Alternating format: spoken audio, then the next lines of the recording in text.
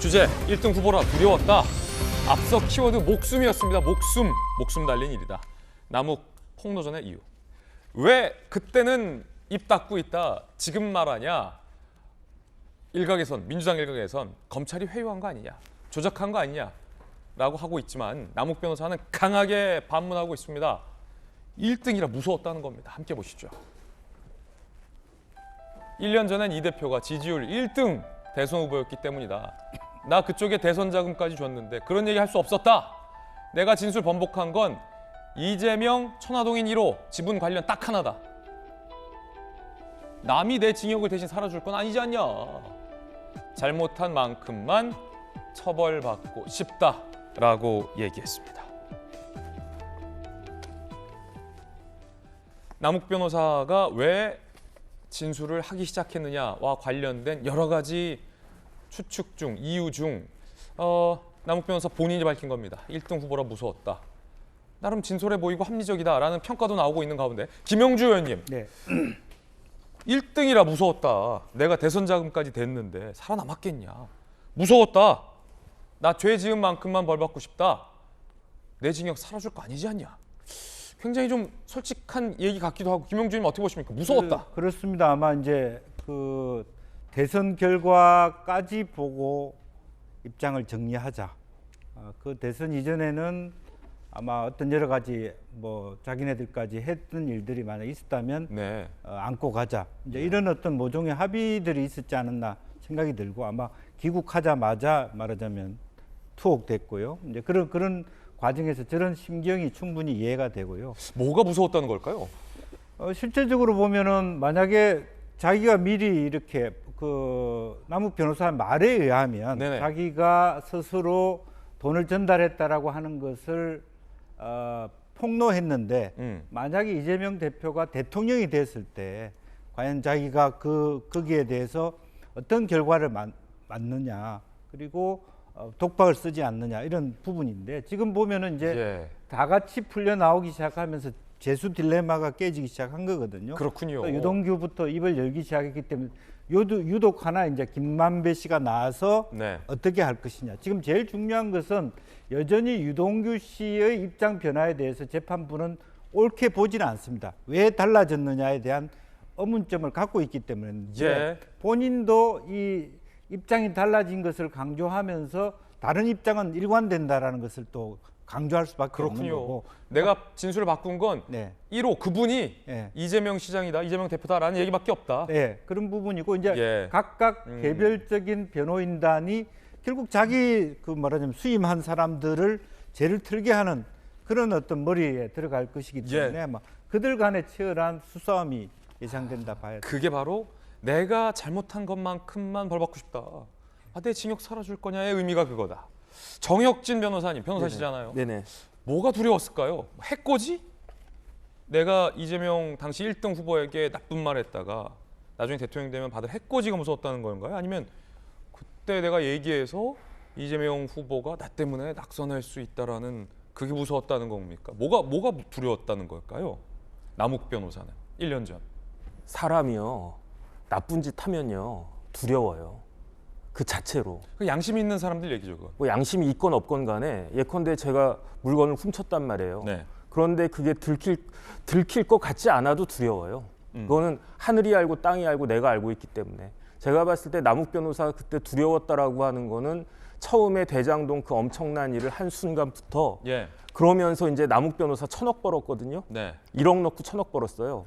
그러니까 야 내가 1억 넣었는데 1,000억이 나한테 떨어졌어. 그 자체가 두려운 거였는데 그런데 혹시나 하면서 그 와중에 뭐 빌딩도 짓고 뭐 이렇게 뭐 미국도 가고 그랬단 말이에요.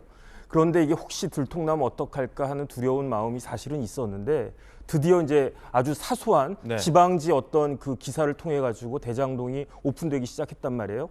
그러면서 이제 미국에 있다가 한국으로 귀국하게 됐는데 그 자체가 사실은 두려운 거였다라고 저는 생각을 하고요. 두려웠다. 혹시 뭐 그때 당시 좀 상황을 보면서 안타깝게 뭐 김문기 씨도 있고 본이 된 분들이 있지 않습니까? 근데 그때는 그런 두려움이었을까요? 김문기 씨나 이제 그런 분들 돌아가시기 전이었어요. 그 한국에 왔을 때는. 그런데 다른 걸 떠나가지고 이해관계적인 측면에서만 봤으면 남욱 입장에서는 이재명이 대통령이 됐어야 했어요. 이재명이 대통령이 됐으면은 모든 것들을 가능한 최대한 묻을 수 있었고 자기의 죄가 최소화될 수 있었고 자기가 번 돈이 1,000억일지 2,000억일지 모르겠지만 그 돈을 가지고 자기가 살아날 수가 있었고 네. 만약에 윤석열 후보가 대통령이 되면 지금과 같은 일이 발생하는 거예요. 묻을 수가 없어요.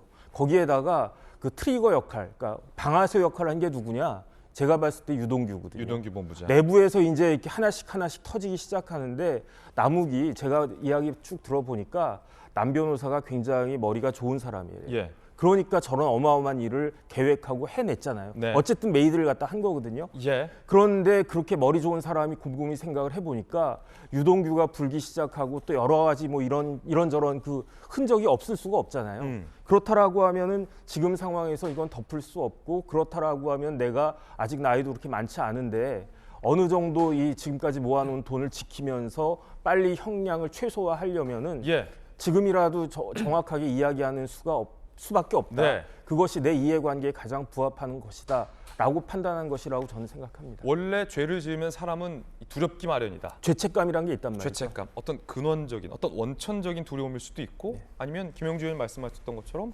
나쁜 말을 했을 때 이재명 후보가 대통령이 됐을 때 나에게 올 수 있는 어떤 여러 가지 뭐 불이익들 이런 것이 두려웠을 수도 있고 두려웠다. 여러분은 뭐가 두려웠을 거다라고 남욱 변호사는 얘기했다고 보십니까? 이 두려움의 종류는 어떤 종류의 두려움이었을까요? 상당히 좀 궁금해집니다.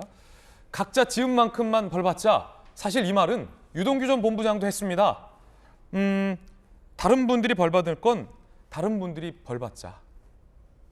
들어보시죠. 성실하게 모든 것 있잖아요. 그간에 어떤 이제 감춰주려 했던 거 말고 그냥 모든 거 다 털어놓고 그냥 제가 믿는 그대로 나도 벌을 받을 거예요. 내가 벌 받을 수 있는 것들은 있으면은 나는 그냥 가감 없이 벌 받을 거고 다른 분들이 벌 받을 것들은 다른 분들이 벌 받아야 될 거고 증거를 다 지웠다고 생각하는지 모르겠는데 그래서 흔적 같은 거는 다 지워지는 게 아니니까. 예전에 김연아 의원님 학창 시절에 이제 선생님들한테 이제 저희가 이제 장난꾸러기들이었으니까 친구들이 많이 잘못하잖아요. 그러면 이제 딱 선생님이 그런 선생님이 꼭 있어요. 너네 몇 대 맞을래? 요즘은 이제 때리면 안 됩니다. 꽃으로도 때리면 안 됩니다. 근데 옛날에는 많이 맞았거든요. 그러면 이제 눈치 게임이 시작되는 거예요. 저는 3대요. 뒤에 있는 애들은 이제 거기서 저 2대 뭐 이렇게. 약간 그런 것 같습니다. 지금 보면 몇 대 맞을래? 잘못한 것만 각자 하자. 근데 저는 저 얘기가 왜 나왔을까라고 예. 보면 첫 번째는 다 이건 누구 하나가 주도한 범죄가 아니라 공범이다. 여러 사람들이 이 범죄에 연루되어 있고 사실은 그걸로 이제 뭐 이익으로 따지자면 이익도 나눠야 되고 결국은 책임은 이것을 처벌받게 되면 그것도 역시 나눠야 되는 거죠. 예. 그래서 저는 일단은 이건 여러 사람이 연루된 공범의 범죄다라는 것이고요. 두 번째는 지금 남욱 씨나 유동규 씨나 이러다가 내가 독박을 쓰겠구나라고 하는 공통적인 상황에 처해 있었다라는 독박. 겁니다. 그렇죠. 그러니까 결국은 아까 이제 우리 왜 앞에 사람이 몇 대를 얘기하느냐의 그 기준에 따라서 뒷사람의 기준이 달라지죠. 달라지죠.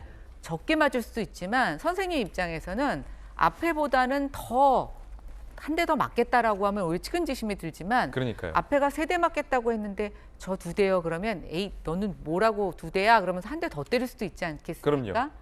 결국은 처음에 폭로를 시작한 사람의 발언과 수위 이게 저는 굉장히 중요하다고 생각하는데 어찌 보면 같은 얘기를 하고 있습니다. 내 지은 죄만큼만 벌을 받겠다. 이 얘기는 지금 나에게 부여되고 있는 여러 가지 수사의 칼날이라든가 여론의 민심의 정도가 내가 지은 네. 것보다 더 많이 나를 나쁜 사람으로 만들고 있는 것 같다. 사실은 나와 이런 것들은 다 저 사람이 같이 공범이다라는 것을 저는 은연중에 계속 두 사람 다 얘기하고 있다고 보고 있고요. 예. 결국 남욱 변호사의 진술에는 상당 부분 김만배 씨로부터 들은 얘기다라는 진술이 나오고 있습니다. 결국 이 마지막에 조합은 김만배 씨로 지금 몰려지고 있는 모든 정황들에 대해서 김만배 씨가 어떻게 항변하느냐에 따라서 앞으로의 수사라든가 이들의 공범 정도 또 윗선까지의 수사에도 영향을 미칠 것으로 보고 있습니다. 예. 학창 시절 추억이 갑자기 생각나서 꼭 제일 처음에 한 대요. 이런 친구는 선생님한테 더 혼났어요. 뭐 한 대 이러면서.